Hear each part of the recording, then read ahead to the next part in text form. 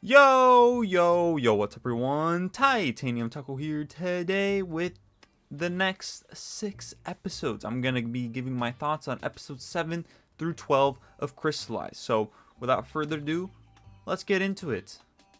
Episode 7 is a pretty solid episode. I gotta say, episodes 7 and 8 are probably one of my 2 favorite episodes. Like, I can't tell which one's better, because I really liked, in episode 8, Pythor's return, and I really liked the sequence with the Kabuki mask guy person, which, spoiler alert, I will say 3, 2, 1 is Harumi. I do want to start off first with the trial. Okay, we got a trial, kind of.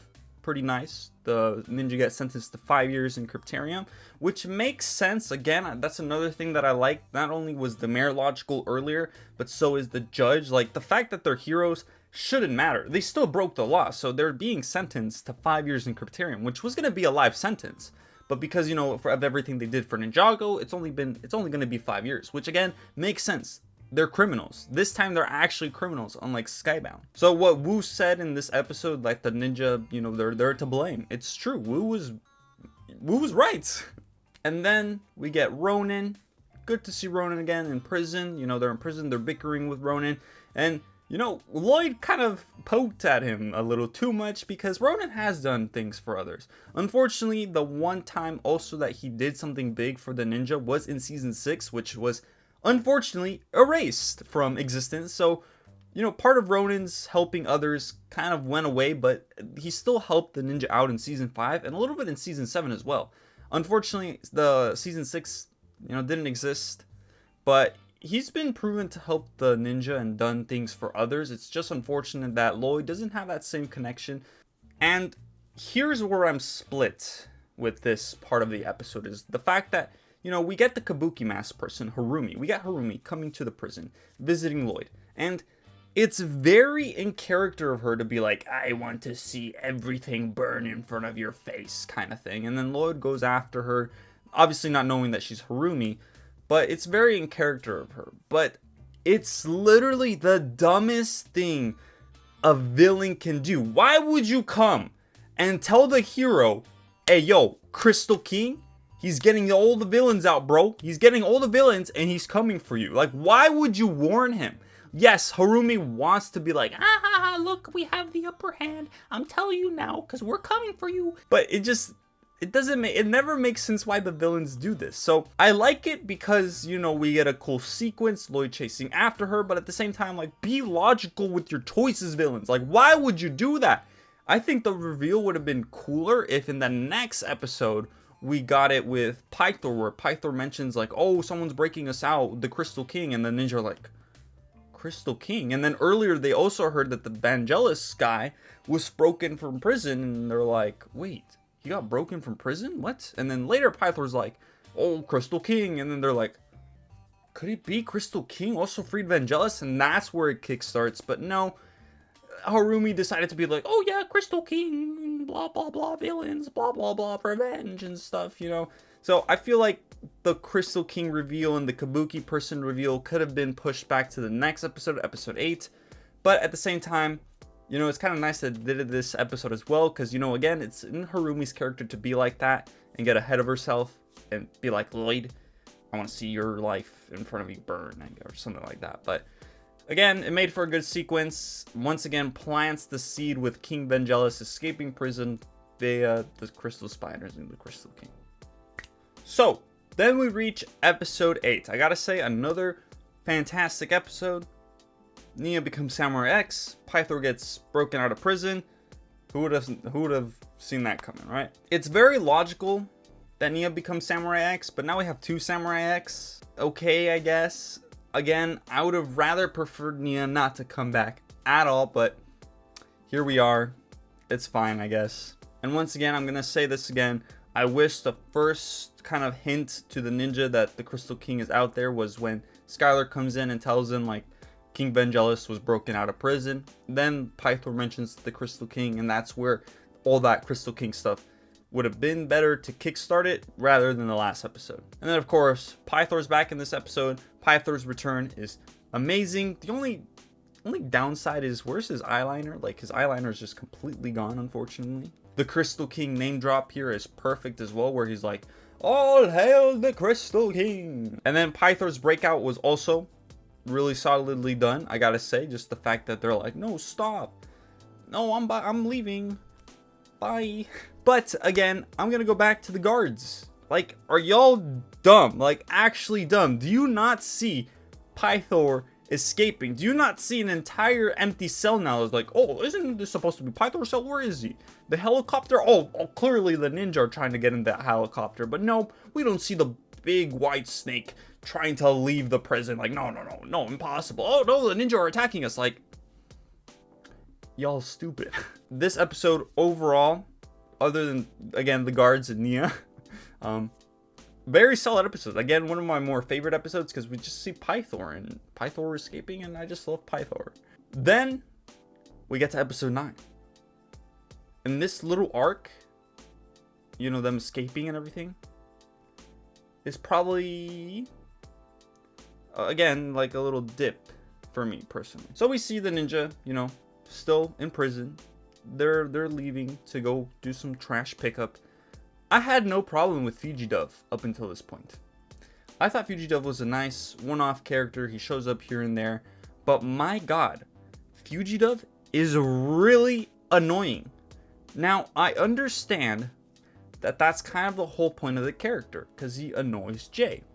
And in that aspect, Fugidove is written really well. Like, props for that. But that does not excuse the fact that I personally sympathize with Jay and find him extremely annoying and very unlikable. I don't find it funny, I just find it annoying. Again, props to them for making and writing a good character, because that's what you're supposed to feel. Obviously, some people find it funny. I personally don't. I sympathize with Jay. I'm like, man, I want to slap this guy. Just shut up, you know? So, props for writing him properly, and maybe for some people funny, but nah, Fugidove, I don't like Fugidove. I will say though, in the later episode, I do like what Fugidove did. Like, I'm not saying I just entirely hate his character, I just find him annoying. He does have a few redeeming qualities in the later episode, but overall, in these next 2 episodes, I wanted to slap the guy. And then, this is where we see the ninja break out. Nia comes in, flips the whole entire truck, lets the ninja out. Now, I don't know why Nia just, you know, when Dareth got the ninja, why she didn't just pick up the van and, you know, flew out. But no, she just flew out. Dareth rode in his van with the ninja. Like, they couldn't have just Nia just carry the whole van and go with them. Like, it sucks because Nia showed up as Samurai X for 1 bit and has not been seen again.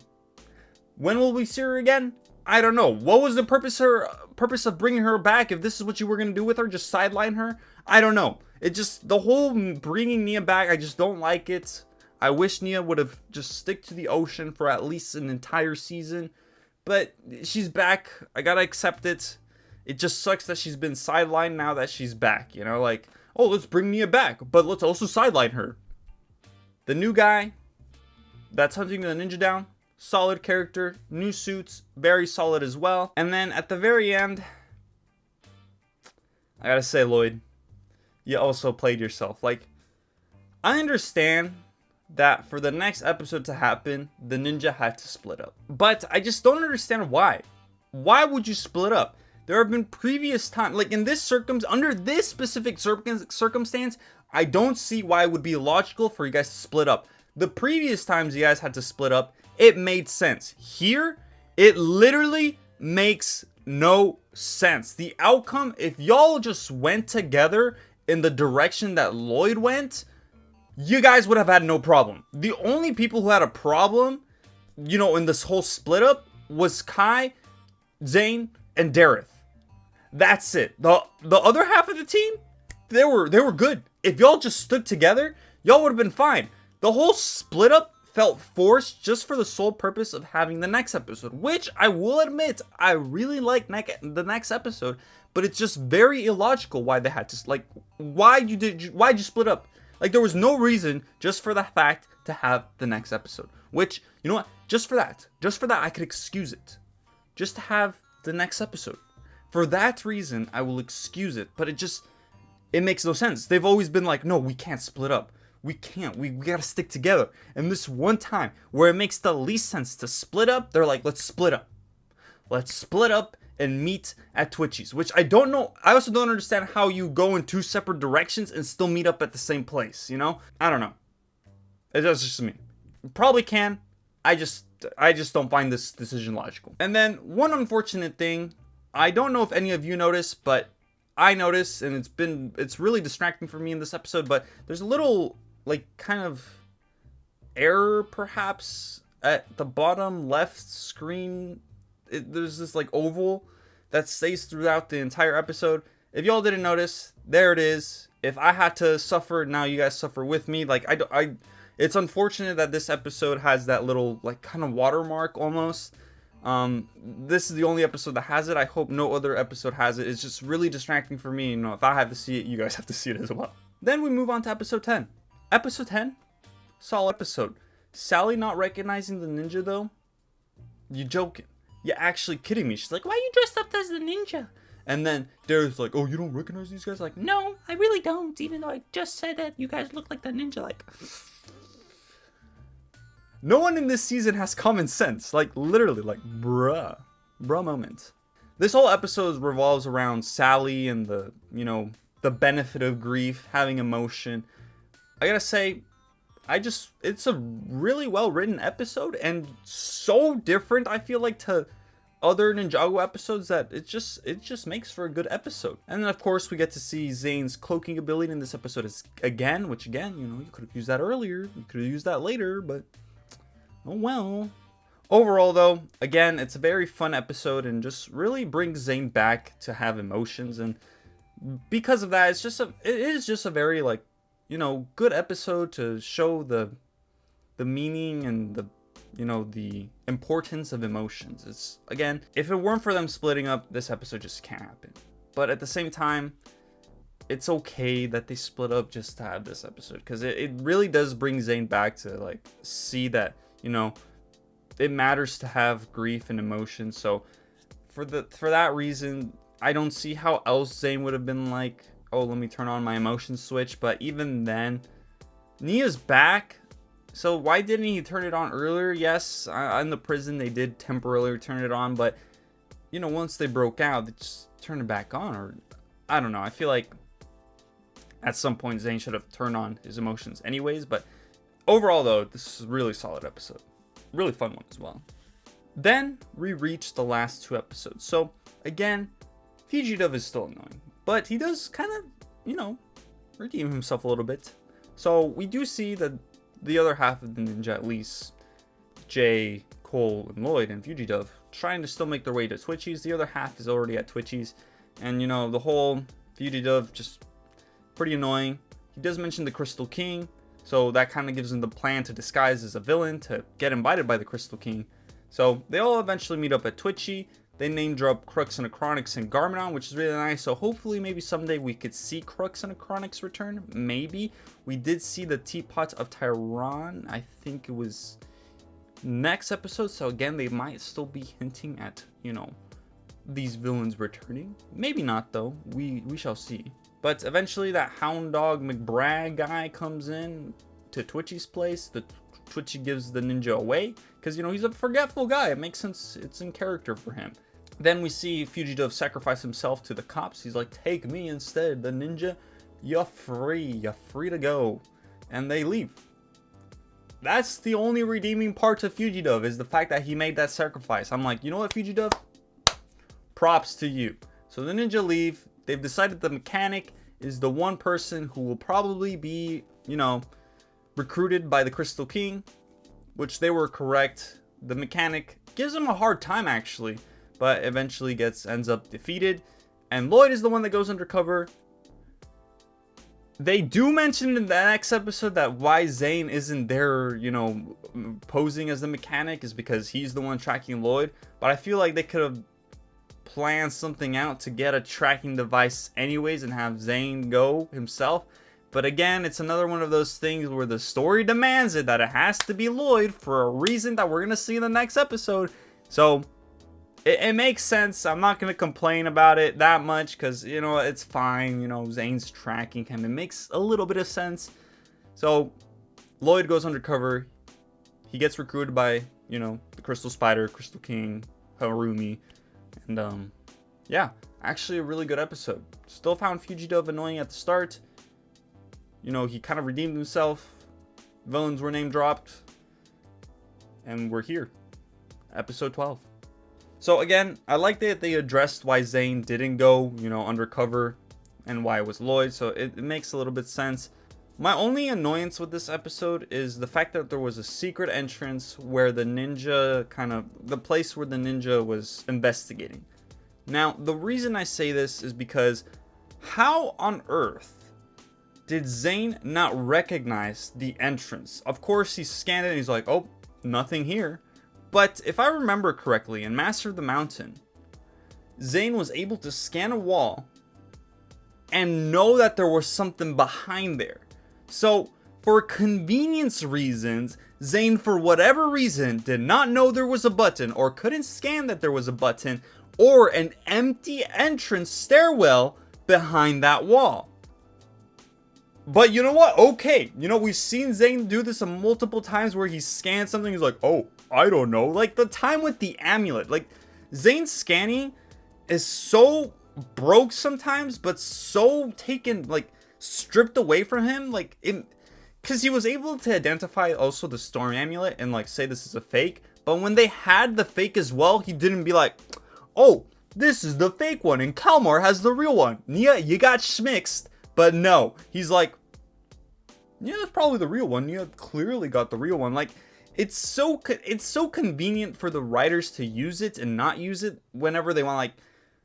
It just makes no sense sometimes to me on how Zane's scanning works. I mean, I love Zane, but at the same time, bruh, my guy, you messed up with the amulet and you messed up with the secret entrance. I guarantee you, Zane, it just makes no sense that Zane wouldn't be able to see both of those things. That's my only issue, but it's whatever. The mechanic fight was good. Gotta say, really like that he actually gave the ninja a hard time and really showed him actually leveling up, with the whole Prime Empire thing and his technology. Then Lloyd reaches the hidden base. We get to see the Vengestone army, which is very reminiscent to the Stone Warriors as well. So that's a really nice touch that the Overlord likes to stick to stone-based villains. He's like, Ninjroids? Nah, trash. Stone-based villains? Yes. We had an indestructible material and now a Vengestone material that prevents elemental power. So he's like, I learned from my mistake. My Stone Warriors were defeated by elemental power. Now, let's make them, not affected by elemental power. Good job. Then Lloyd reaches the little council. Mr. F returns. Or Mr. E returns. It's Mr. F as Mr. E, So, could this be the return of Echo Zane? We didn't see him in the lighthouse. We have no idea what happened to Echo Zane.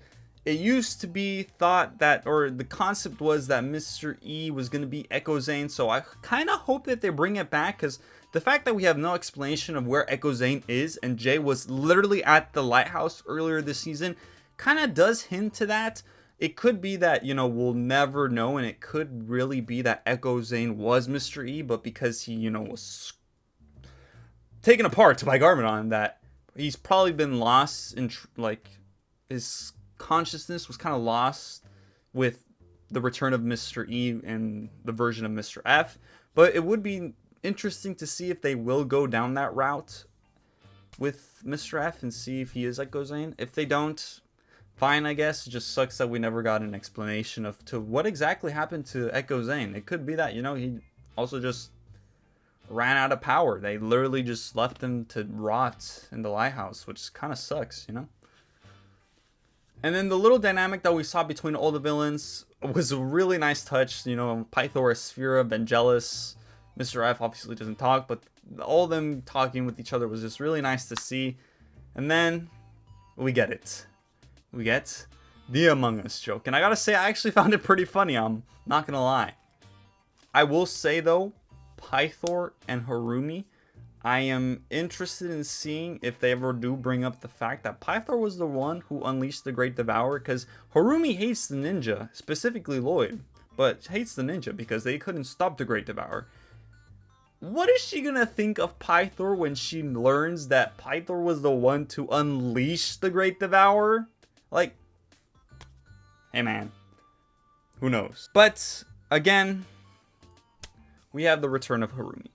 We have two characters returning. Nia, which, you know, okay. And then Harumi, which is also, Harumi didn't die. Now, this could still very be not Harumi. Could still be an Oni. Could be the Master of Form. Could be, you know, Prime Empire Harumi. Or it could be the real Harumi. It depends on how they execute Harumi's return, is where I will have a better understanding of how I feel with Harumi returning. Because Harumi is just here to traumatize Lloyd. It's as simple as that. Let's bring back Harumi, because who's the one that could do the most emotional damage besides Garmadon? Well, it's Harumi. So let's bring her back.